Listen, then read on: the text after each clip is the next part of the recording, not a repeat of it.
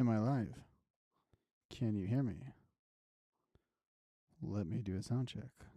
What's up, guys? Are we live? Are we live? Looks like it. Let's just check for sound.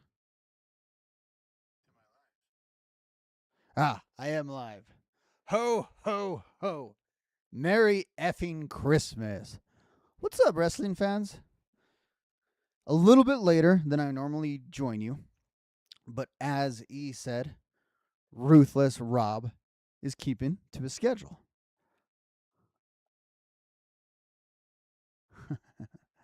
A new show, but no new watch. No new watch. Look. I set this one for 9:05. I'm starting at 9:07, so that's not too bad. Yeah, but remember, as he always says, and we're not even monetized yet, so we can't even do super chats yet. So I need you guys to like, share, and subscribe so I can get myself a watch, so I can get things on time. Now, a later show than normal, as referenced by E, because I had some things to do. It's the holiday season. I hadn't even thought that we were going to have a different show until E pointed it out last week. He asked if we were still going to keep a schedule despite the Christmas holiday, and I was like, oh, shoot, I completely forgot about that. I am a person with children. I should probably be mindful of that. So I looked at the schedule. There was some commitments I had during the day, but there wasn't any way I wasn't going to come on here and do some kind of fun wrestling Christmas related stream for you guys. I thought, you know what? It'll be a little later than normal. It'll be a little sloppier than normal, but we could have some fun. So what I decided that we're going to do in the next hour plus, depending on how long we go here, is we're going to go ahead and I'm going to relive just one of the great moments in WWE history. To me, a defining moment of the Attitude Era as it pertains to Christmas. We're going to check that out. I'm also going to give you guys something useful, especially, like, say if you're watching this with your non-wrestling fan significant other who doesn't know why they're with you, but they're with you. And they want to give you something really, really special for the holidays, but they just don't know what to get the wrestling fan in their life. I have a last-minute gift buying guide for you guys. So I'll go ahead and I'll put that up for you guys. And then I myself have a holiday wish list, especially going into the new year. That's another part of the holiday season. I have a wish list for about 10 different wrestlers, and I'm going to give you what's on my wish list. And if we have any time at the end, I do want to talk a little December pay-per-views, but I don't think we'll quite get to that because we got a lot going on. But I'm hoping you guys are gonna enjoy the show. You guys are gonna enjoy a bit of a holiday theme to the show tonight, and hopefully we get some of these clipped and some of these out. In actual straight wrestling news, what did you guys think of the announcing shakeup in WWE? Not as much of an announcing shakeup, but an announcement of new announcing assignments into the new year. And they are as such. And this was reported earlier today by PW Insider. Michael Cole and Corey Graves will be the Raw commentary team, while Joe Tessitore and Wade Barrett will be the SmackDown team, beginning on January 2nd for SmackDown and January 5th for the Raw team. And this is, of course, coming a year after Corey Graves was assigned to NXT. And Pat McAfee got the main call a year ago, and there was some controversy regarding that. That's really what has changed here. The commentators have been shuffled around, but unlike this time last year, McAfee isn't figured into things. Which, if you ask me, that's okay. I wasn't a fan of Pat McAfee's commentary. Many, many were. And I think many people felt that he gave WWE some kind of legitimizing force, especially with their ties to ESPN. But now those ties have already been made. They don't even need stronger ties. They already have as strong a ties as you can be. And Pat McAfee is a huge, huge part of that. But he's not part of the commentary team anymore. And there was a little bit of burnout that was cited last year. I think overall it's for the best.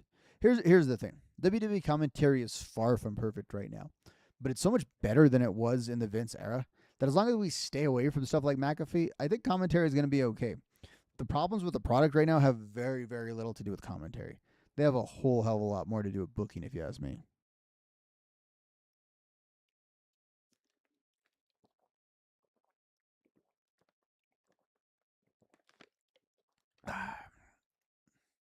You have one of those days where you're drinking all kinds of stuff, but you realize you haven't like drank water.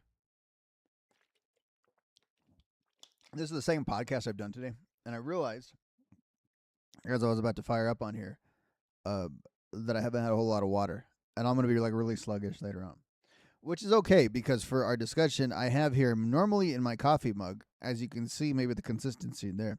I got me some Shoot hot cocoa, so I figured with the Christmas theme tonight that the hot cocoa was gonna be the way to go because that's what I want the theme of tonight to be. I want you to think of it as like us sort of wrapped around on a Christmas holiday, on whatever you celebrate, whatever your holiday choice is. We're gonna tell stories and Christmas tales, but I think we got to set the mood a little bit better than this. So let me hold on just 1 second. Let's help set the mood just a second. Just 1 second. No, it is not spiked. I actually have to do some driving after this, so it's not spiked. But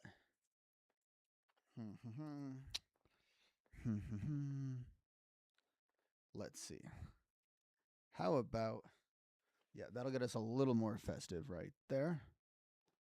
Let's go ahead and what? And then for part 2, here you go. Merry Wrestling Applause, everyone. I thought for special episode, I tried to get the green and red lights, couldn't quite get the new lights going in the back.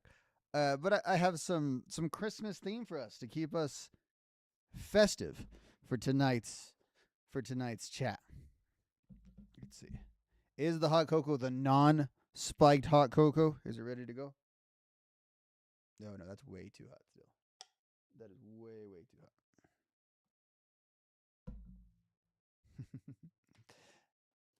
Oh, thank you, E. Yeah. Gotta do what you gotta do, right? Which is why I'm hitting the water right there. So I thought let's get tonight started off with probably my favorite Christmas story of all time. There's a lot of tradition of telling Christmas stories around the holidays, and they get passed down from the generations. I decided I wanted to tell maybe the greatest Christmas story ever told, and that would be the story of Stone Cold Stunning Santa. Now, it's a story that's been told a lot of places, a lot of times, but I thought it deserved another look, especially in light of the holiday season and the season of giving. I want to bring back this spirit that we had back then. Now, when you talk about Stone Cold Steve Austin stunning Santa Claus, you're thinking very much of the Attitude Era, aren't you? Or at least you're thinking of the start of the Attitude Era. You're thinking, of course, in the Attitude Era, that mean, bullying, immoral Attitude Era, of course they stunned Santa Claus. Like you've got wrestling fans on par with Philadelphia Eagles fans, throwing snowballs at Santa. No, Philadelphia Eagles fans, those are bad people. Those are derelicts with throwing snowballs at Santa. Wrestling fans, though, they got a moral compass. You know who doesn't have a moral compass, though? This guy. You're right, this guy. This is the Santa that was on Raw.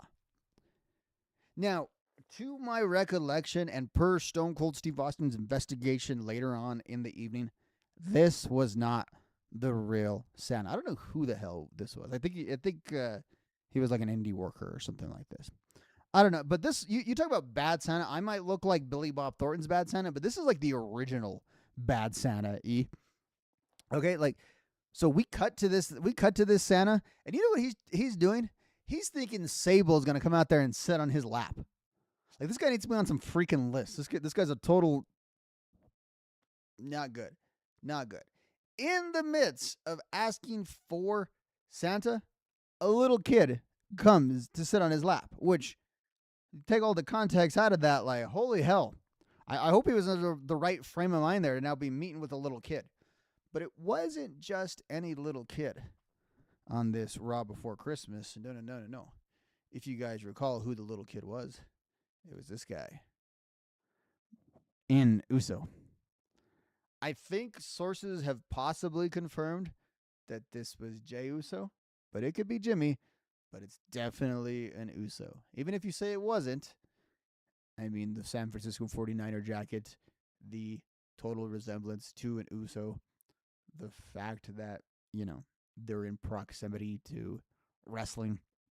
Yeah, that's an Uso. And he wanted some presents too. And this mean pervy Santa was just not giving in. And the poor little Uso, he hadn't quite joined the bloodline yet. This is probably one of his proving things. This was like Sika throwing him into the pool, or Rikishi throwing him into the pool. Whoever they were throwing into the pool here to survive, to join the bloodline. Like, this is one of the tests. Like, can you take on this pervy fake Santa? And I don't think little Jay, or possibly little Jimmy, was up to the task. So who came in? None other than the greatest working class hero of all time, Stone Cold Steve Austin. That's right. He was out there to confront Santa Claus, getting a hell of a pop. Now, I remind you here, sometimes this moment is framed as like early Stone Cold Steve Austin. Like, this happened and he cut the promo on Jake Roberts. No. This is at the end of 97. This is post neck broken Steve Austin, but very much slated to defeat Shawn Michaels Steve Austin. This is Steve Austin about to mix it up with Mike Tyson Steve Austin. So he comes out there to confront Santa. Like, this is his involvement in the Christmas show around Halloween. I should remind you that the episode that this aired on was a recap from like the week before, is how this was framed. Had Kevin Kelly shoot it over to Jim Cornette and Jim Ross on commentary, who were absolutely fantastic. Jim Cornette in particular was great on commentary in this one. But this is his involvement. This is the same night that the Click switch titles with the European title, with a kind of cool patrol job, as you had Shawn Michaels laying down at the European title for Triple H, another title that Shawn would end up passing along without losing and going on to another Click member. Total coincidence that happened. Anyway, that's like what's happening on this night. But this is what Austin has to do. We talk about wrestlers need to be framed in serious, serious moments. The guy's about to set the company on fire, and here is his big interaction with Santa Claus. So he comes out there, and he makes some heavy, heavy allegations at this Santa. No, not about the pervy stuff, or, whatever he's got going on in his interaction with children, and we're not going to get into whatever was going on there. I always thought this was the Brooklyn Brawler, but apparently it's not. Anyway, Austin, he starts talking his thing. He does his interrogation of Santa, asking if he's the real Santa. And he knows it's not the real Santa because he can't identify the things he asked for as a kid. Like, Austin distinctly remembers asking for some stuff, and the response by Santa is Barbie dolls and tiddlywinks. And Austin tells him what he can do with those tiddlywinks, and it is not fit for prime time what he tells him to do with them. But then he wants to send him something. And this is a great piece of promo. He actually pauses when he talks about his heart right before he stuns him. Just gives him a straight out stunner. Now, I don't know why Santa takes a better stunner than the owner of the company took a few months earlier. But again, I want to remind you, this is in the commission of him being out and stunning McMahon. Being out, essentially, and having this crazy, over-the-top intercontinental title feud with Rocky Maivia where they don't actually wrestle. This is also a few weeks before he confronts Mike Tyson. But this is what he had to do to get there. He had to get through Santa to get to Tyson and Michaels. Oh, hell yeah. The place comes obviously unglued. Oh, and he's just giving it to Santa. He goes up on the top rope. He drops an elbow on Santa. And what was the Cornette line here? Chris's Kringle got cracked or whatever. He says just perfect Jim Cornette line. Jim Cornette's not the best commentator ever, but he certainly had some lines. What a great Christmas parable this was. This guy was being a pervert. He was making fun of people for being into Santa and being in the spirit of Christmas, and he was dismissive of Steve Austin and his Christmas spirit, and he got a stunner for his troubles. Good hero, Steve Austin is. He's a Christmas hero we can all believe in.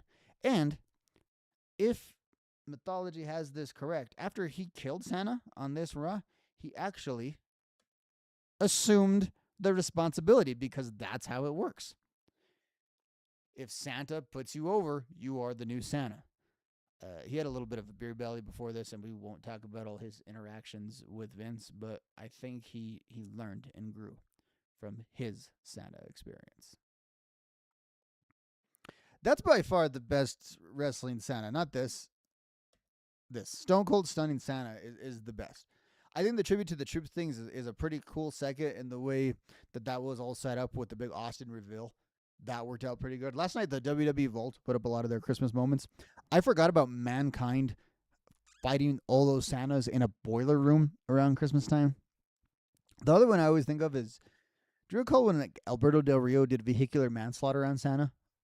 And like Cena had to avenge Santa? This is why people booed Cena. Those are the reasons why I booed Cena, because of stuff like that. Look how much cooler. Whereas Cena is standing up for a fake vehicular manslaughter Santa, Austin over here is standing up for people being made fun of for asking for stuff for Santa. So shout out to Austin. Higher moral ground and more Christmas spirit than John Cena. All right, let's check this hot cocoa. Let's see. Maybe we could take a drink out of it. Maybe. Maybe if I put the lid off here. Here's the thing with these Yetis. Like, it's great. Like, I can have coffee in the morning for work. Oh, look at that steam coming out of there. I can have coffee in the morning for work, and afternoon, I've been in meetings all day. Stuff's gone crazy. And I can sit there and I can take a sip, and I've still got hot coffee, and that's great. But I'm trying to just enjoy this here on a podcast here. And this stuff is smoldering. But I don't want to leave it open because I'm way too fidgety. I'll end up knocking it over, and not only will I have wet stuff all over all my tech, but it'll be like scalding hot wet stuff all over me. And that will suck. So we are going to keep this lid on for sure. How you guys doing on Christmas shopping? You guys caught up? You guys good? Do you have friends and family that you buy stuff for? You have loved ones?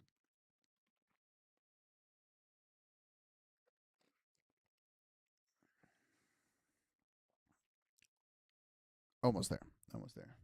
Still going to stick to the water.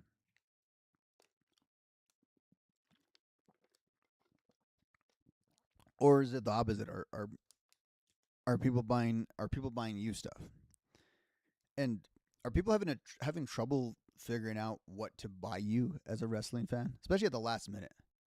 Like, did you maybe like you went to like some local seasoned beatings indie show and you met up with a non-wrestling fan significant other, like they were working security or bartender or something like that, right? And they've met you and they want to get you something for the holidays quickly, but they have no idea what to get the wrestling fan in their life. After all, it's kind of, admittedly, it's a little bit of a weird hobby. And what do you buy for a wrestling fan, right? So I'm going to give a little bit of a holiday gift buying guide for the wrestling fan in your life. So feel free to use this, take this, cite me, of course, as the inspiration for all of your wrestling fan gifts. So first thing that I think you can get the wrestling fan in your life is wrestling tickets to live events. Now, this is an easy gift. This is always a relevant gift.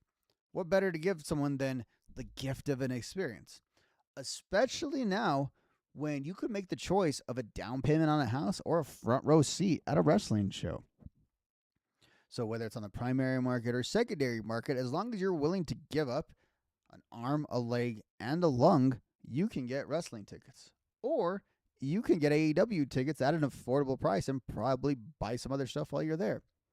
Your choice. The other thing you can get, wrestling fans, is good quality wrestling merch. See, as wrestling fans, we don't always know fashion. We are taught that we're just supposed to buy wrestling merch. So if we see stuff in WWE shop or at a merch booth at a show, we're just gonna get it. We can't help it if we get a shirt like this of Rikishi. It's what's being bought and sold to us. So we need clothing. We need wardrobe. whether they be wrestling tees or just regular acceptable clothes. We need them. On top of clothes and access to live shows, we need other access to wrestling events. Now, there was a time when you might say, hey, I'll buy you WrestleMania. Well, that's not really as relevant anymore. What we need in our life is subscriptions. Many, many subscriptions to streaming sites. There was a time this was a lot easier for you non-wrestling fans. You could just say, like, let me buy you the wrestling streaming site. Oh, I don't know, maybe this thing called the WWE Network. And it'll be the most awesome, convenient thing that you've ever had. Now it's a little more complicated. You can just ask the wrestling fan in their life, what is it that they don't have? Do you not have Netflix? Do you not have Max? Do you not have ESPN? Do you not have Tubi? Do you not have Fight? Do you not have this add-on and that add-on and everything else under the sun? Do you have those things or do you not? And do you have $900,000 per month to spend? Okay, there you go. There's your streaming service. Now, on top of streaming services, I have to warn you non-wrestling fans. We don't just watch wrestling on streaming services. We also listen to reactions to wrestling shows and get wrestling news through streaming services. No, we don't just click on the internet or on social media and get our news like everyone else. We go behind paywalls to get our news, whether it's Fightful Select, PW Torch VIP, or the Wrestling Observer newsletter, or any of your favorite creators' Patreons. Yeah, we kind of need annual subscriptions at all times to these. Whether or not relevant news is breaking, you never know when you need to go back into the archives and fact check some things. So we need subs. Now, with all the streaming stuff that's coming down, there's been a thirst lately for physical media. In fact, the archives in just a couple of days are going to be off of Peacock. It's going to be the first time in a long time that every WrestleMania ever won't just be at the fingertips of a streaming service. So what we need physical media. We need wrestling DVDs, DVD players, VHSs, VHS players. We need wrestling media in physical form. And let's face it, we got used to having entire wrestling libraries at our fingertips for a decade. We kind of need that again. So you might need to buy the wrestling fan in your life every WrestleMania, every SummerSlam, every WWE pay-per-view, every WCW pay-per-view, every ECW pay-per-view, and most special events that ever aired, along with any other additional ancillary programming. You got that? Now, these are all wrestling-related gifts. There's two other things, and I'm going to pair these together that the wrestling fan in your life definitely can use. A gym membership and a premium dating site app subscription. These are not used or used well by wrestling fans. As wrestling fans, we love to judge other people's bodies. We are not so good with our own bodies. Therefore, we need to work out a little bit more. Instead of commenting on someone not being a body guy, how about some of us become body guys? And instead of being so judgmental about other people's looks, let's go get judged on our looks. But we might need to pay that extra subscription price because we're not going to get too many swipes in our direction, if you know what I mean. That's a great shout. WWE Magazine would be great. That's what I'm missing, E. There you go. You win honorable mention for sure. Ultimately, what I'm saying is, with all of this, wrestling fans need cash. We need money. Being a wrestling fan is super, super, super expensive. This stuff used to be family entertainment. Now it's like rich guy entertainment. And we all went to school with liberal arts degrees trying to be the next Dave Meltzer. So please fork over the cash. Hope that's helpful. Hope that if you have the wrestling fan in your life, please get them something. All right, we might get our first legitimate swig of hot cocoa. Let's see.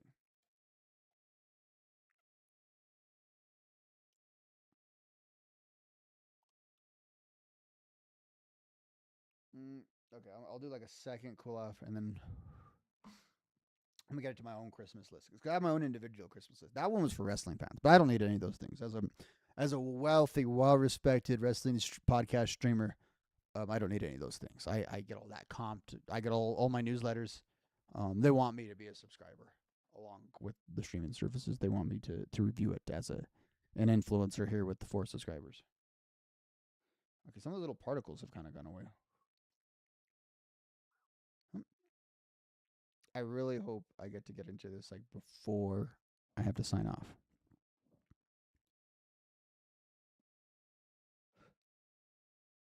Cool. All right. I'm wasting too much time. I'll take another swig of water for the working man, and I'll get to my Christmas list.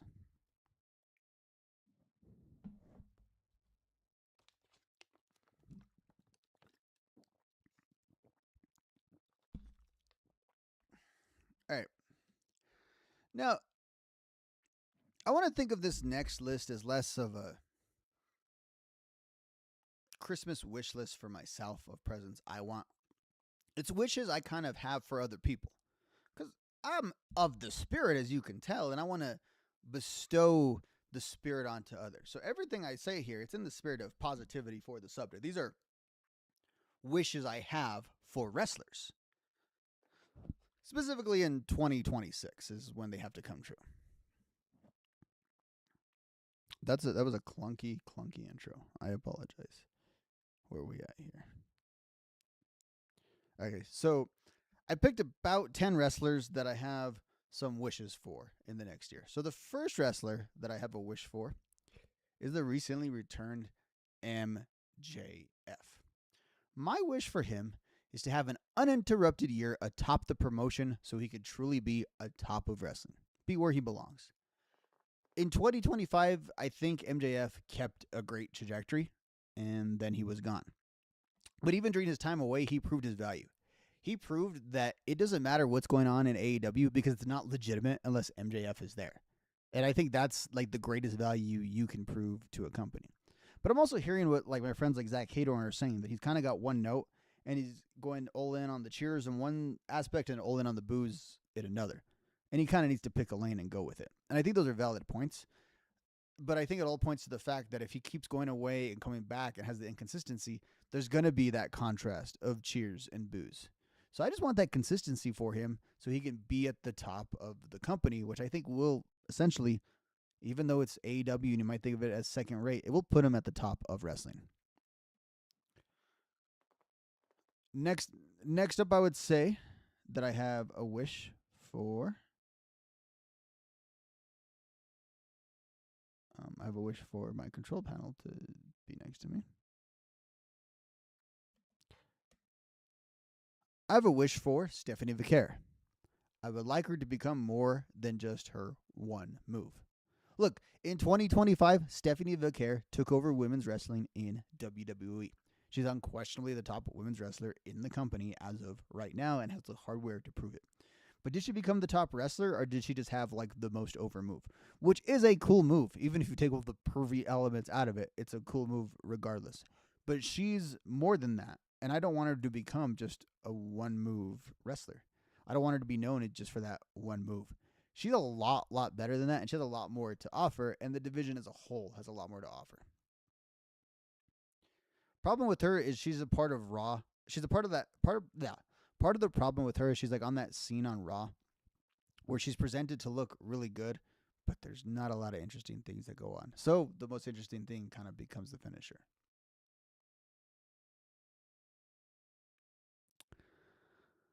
The next Christmas wish I have is for Austin Theory to find a quick resolution to whatever the hell's going on with his character. Look, I know it's supposed to be about the journey and not the destination, and I'm sure if it leads to something great, we're all going to claim to be stupid and yada, yada, yada. But let's face it, as a press time, there's no real connection with Austin Theory. And we have years of seeing what he's got and what he's about. And most of us aren't that interested. So he may have something and they may have something. I just don't have the patience to wait it out. So if he's going to be great, I hope he's great in the next 2 weeks. If he's going to be a total flameout, I hope they realize that within the next 2 weeks. Regardless, I just don't have the patience for a year of Austin Theory. Is he going to be good? Is he actually good? Don't have the patience for it. Speaking of lack of patience, my wish for Drew McIntyre is to win big matches. Like for the better part of 2 years, Drew has been like the most consistent part of WWE programming when he's on there. That's not hyperbole. He's like the best guy that they've got right now. Problem is he never actually wins his matches. And as a result, it feels As a result, it feels like there's been some stuff left on the table. Everything he does is great, and they keep him in prominent positions. But if he doesn't start winning matches, he's essentially like main event Dolph Ziggler. He's tag team partners with Dolph Ziggler. That's like as high as Dolph ever got on a consistent level, was being tag team partners with Drew. And we know that when you're at that Dolph level where everything is good that you do, but you don't actually win matches, what you do after a while stops mattering to people. And I don't want that to happen to Drew because he's too damn good right now. Let's see. Maybe a legit sip right here.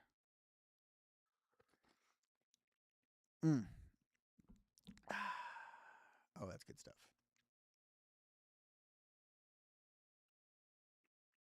I'm going to talk about one of those guys in a second, E. My wish for Mercedes Moné is to land this plane perfectly. The plane I'm talking about is the one with all her titles and the fall, a process that has started, by the way. So we're in the midst of that. In my opinion, Mercedes had like a perfect 2025. And it's all setting up for an even more perfect payoff in 2026. With all that said, she remains like the most improperly and irrationally discussed wrestler on the internet, like by far. No one is as simultaneously underrated and overrated as she is. But let's be honest, wrestling is better when she's great. As ridiculous as some of her praise can be, the criticism of her is downright toxic, irrational, and kind of dumb. And it makes all of us like sound dumb.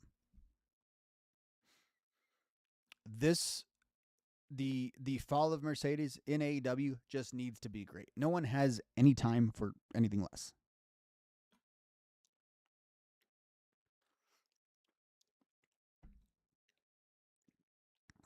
Next up on the holiday wish list, Joe Hendry. I want Joe Hendry to prove to be more than a song. Joe Hendry lived a hell of a charmed existence in 2025, didn't he? Got to wrestle Randy Orton, got to be kind of the talk of wrestling, got to hang out in TNA and be a part of TNA, but always be on WWE television. Got to even be part of the John Cena last match thing, but now there's no more theoretical about it. He's the biggest grab outside of Jordan Grace of that whole partnership. But now there's no more layers between him and the big time. He's in the big time, and he has potential to shut up a lot of his haters. He has way too much talent to beat this generation's Fandango, and I ain't gonna let it happen. So that's why I'm using one of my Christmas wishes on that not happening.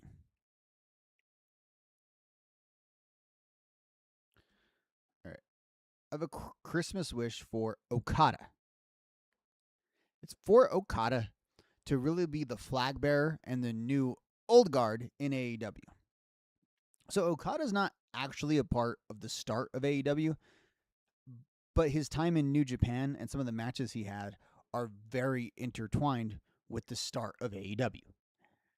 Somehow, now all these years later, he's kind of the last thing left standing from the formation of the company, even though he wasn't actually there for the formation of the company. Kenny's getting old. The Young Bucks are stuck in the hamster wheel of doing the same thing over and over again. Cody's long gone. Even Chris Jericho might show up in WWE soon. Like, it's not the old AEW anymore. And I think that's mostly a good thing. Like, I'm glad we're in the era of MJF and Hangman and Swerve and everyone like that. But I still have some yearning for the old and for the original. And strangely enough, Okada can kind of bring back that time in wrestling. You know, like 2017, 2018, 2019, New Japan, AEW, non-WWE wrestling. I want to feel a little bit of that nostalgia, and he doesn't have to slip completely into nostalgia. He could be like the top guy in AEW. I want him at his best in AEW this year because I want to hold on to the past. Good point, E. Good point. Next person I have a Christmas wish for. Hangman Adam Page. That one was hot. My wish for Hangman Adam Page is to not become his generation's Sting. What do I mean here? So for a whole generation of wrestling commentators, Sting doesn't represent the legend that he represents to people of my generation. Sting represents disappointment and what could have been. And I've never really understood that or appreciated it until maybe dealing with Hangman. You can argue that Hangman's rise to the belt was the best storyline in all of wrestling this past year. It certainly re-engaged me with AEW and I think reset the promotion as a whole. But you also can argue that for the second time in his career, his championship reign was a little bit of a bust. He now has that tag, the dreaded, much better in the chase, which, let's face it, that's kind of a backhanded insult that wrestling analysts and administrators throw at wrestlers. Basically saying you can't be the champion. Like, the idea of you being the champion is cool. People like that, but once we put the belt on you, it just doesn't work. And obviously that's not sustainable over the long term. Like, to be fair to Hangman, the AEW he became the champion of got completely decimated by injuries. So it's not all his fault that the promotion kind of fell into a lull after he became champion, but it's the second time his championship reign has been a lull. The reason why it's a wish for him, though, is I don't think the die is completely cast. A lot of those people are already coming back, and he's back in the mix of what they had a couple months ago in AEW. They might be able to recapture most of it. So I just hope it happens this year. That way it doesn't become an eternal pattern with him. All right, last two. My holiday wish for Cody is to get some character progression. Look, until Cody starts getting Cena or Roman levels of backlash, I'm not really going to call for him to turn heel. I think all the reasons to keep him babyface probably are there, and he's a really good babyface, and it's not like the company has died under his watch. It's just gotten slightly less interesting. So I'm not asking for a heel turn. I would just like there to be a little bit of character change, because I think he's capable of it, but then he ends up being too generic in the long run. In every feud since finishing the story, Cody acts just like a little more heelish without ever fully turning heel. And I don't think this is part of a larger storyline. I think it's just like a tried formula that they keep using and it works. So what I'm saying here is I think these feuds have interesting beats, but they don't seem to really connect to each other, and the character doesn't seem to change or learn anything. He's just kind of stuck in a static position. I know Cody can tell other stories, and I'm kind of waiting, sitting back, just hoping he'll tell us another one pretty soon. And the final person that I have a Christmas wish for.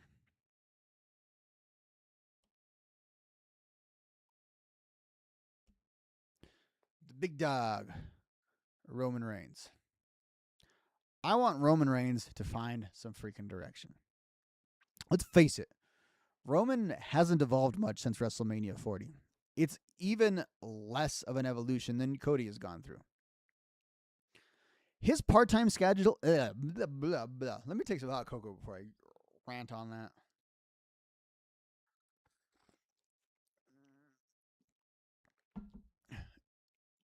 Roman's part-time schedule added a ton to his multi-year title reign.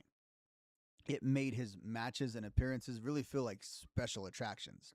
And unlike other absentee champions, there was so much going on related to him in storyline that he didn't have to directly be a part of, that he always felt like the main character of the show. You never lost track of him the way you would with Brock and with Brock or Rock in the past. But all of that doesn't work when he doesn't have the title or when his storyline isn't the focus of the promotion.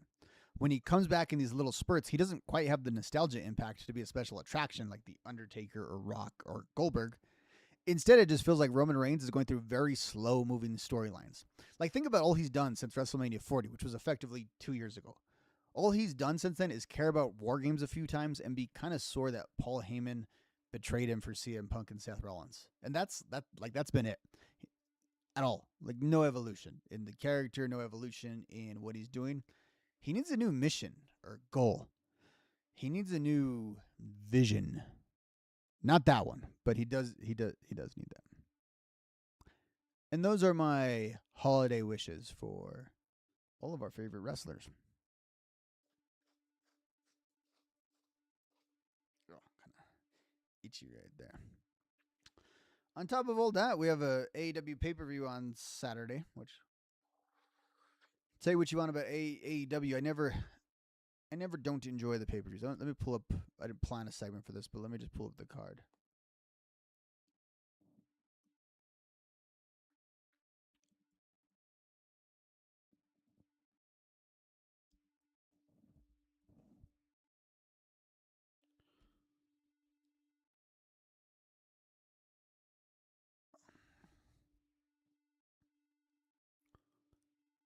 Takeshita versus Okada in a Continental Classic match. That's what I'm talking about. Fletcher. The Continental Classics have been awesome this year.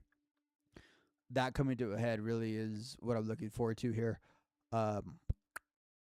Yeah, that's it. But it'll still be a good time. I was going through the list. And I didn't have time to get a full thing going of December pay-per-views. And like Triple H has had some wild things happen to him on December pay-per-views. Like Triple H had his hog pen match on a December pay-per-view. He beat up Vince McMahon and assumed control of the company on a December pay-per-view. A few months later, we had the six-man Hell in a Cell, which he was involved in, but that's just a great December pay-per-view moment. You fast forward it, you have the Undisputed Champion, which Triple H got to be on the cover of, but was not involved anyway in the card. That was determined in a December pay-per-view. In 2013, another Undisputed Champion was determined in a December pay-per-view.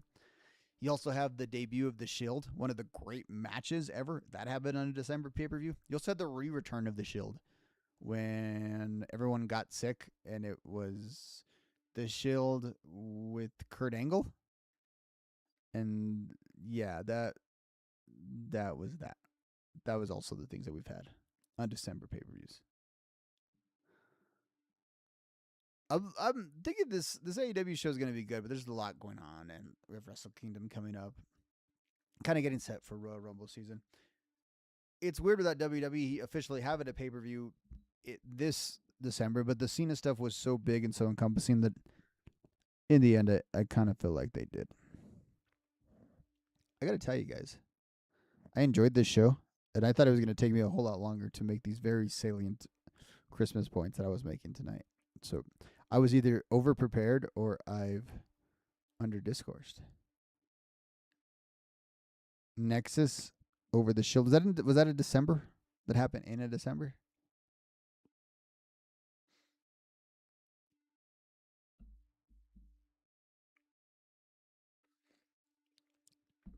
Sheamus and Roman Reigns had them some stuff, right? Or how about Ambrose and Bray Wyatt? That happened in December. We was going to relive those. Guys, it's the holiday season. I'm really glad I got to get this show in. No guarantees that I can get a show in next week. I got a lot going on the in-between. In fact, I know I'll be busy during this time slot specifically. So I'll try to get some more live content at some time. If not, there may be a bit of a week break. I'm just giving you that as a heads up. But I'll try to clip as much of this as possible so it actually gets to everybody all around the world, as Fred Durst would say. Have tons of fun content planning. I'm loving the new channel. It's essentially the same show that I've always done, but something about me having